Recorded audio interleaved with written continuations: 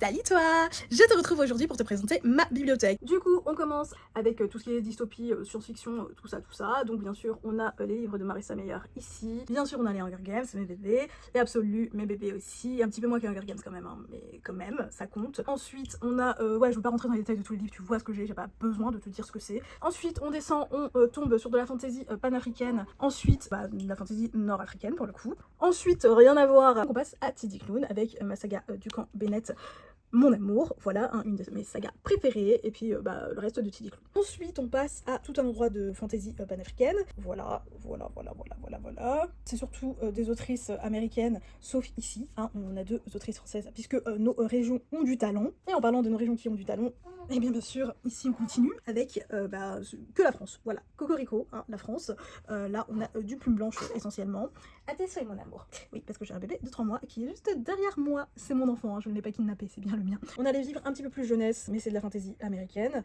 Ensuite, on passe à de la fantasy young adulte. Alors, ce livre-là n'a rien à faire là. Ouais, ça, c'est des trucs inclassables, je vais pas classer. Ensuite, on passe sur la fantasy adulte, voilà, pour les adultes. Et je ne parle pas de fantasy qui parle de cul, quoique.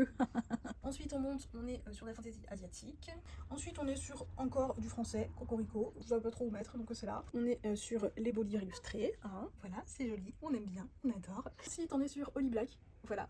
Et à côté sur Samantha Shannon. Enfin, on n'est pas techniquement dessus parce que je ne les connais pas, je ne me permettrai pas. Ensuite, on monte, on retourne sur du français, Cocorico, mais plus jeunesse, voilà. Hein, avec les magnifiques... Oh, il y a un livre qui est caché là, Steam Seller. On a de l'horreur, ça fait peur, avec les Michael McDowell. Ensuite, on est encore sur des trucs un peu inclassables. Ensuite, on descend, on a la non-fiction, et tout ce qui est plus contemporain, policier, romance, plutôt adulte. Alors qu'en bas, ici, on a pareil, contemporain, romance, policier, ce que tu veux, mais plutôt jeunesse, young adulte. Ensuite, je vais pas forcément te montrer parce que c'est un peu les livres que je veux revendre, parce que j'ai pas aimé, voilà, tout simplement. En blanc, on a tout ce qui est graphique. On commence par le bas, on a des mangas, l'Attaque des Titans, Fullmetal Alchemist, Nana. C'est ma vie de lycéenne, c'était ma passion, Nana, à cette époque-là. C'est du genre, dans l'agenda, j'avais des phrases de Nana. J'avais même imprimé des images que j'avais mis un petit peu partout, sur les murs de ma chambre. Ensuite, ouais, du jeunesse, comics.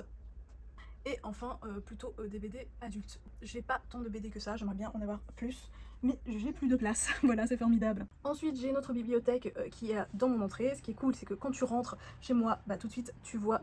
voilà, hein, ces jolis livres. Et de l'autre côté, dans mon salon, tu vois les Jaspages. On est quasiment que sur la littérature américaine. Il me semble qu'il n'y a pas de livre français. Ah si, il y a L'âme du vent. Voilà, le petit intrus. Voilà ce qu'on voit de l'autre côté. Waouh, c'est beau, on adore des Jaspages parce qu'on est superficiel. Voilà tout. Sur ce, je t'ai montré ma bibliothèque. N'hésite pas à me commenter des trucs, je ne sais pas quoi. Tu peux me raconter ta vie si tu veux. Fais-toi plaisir.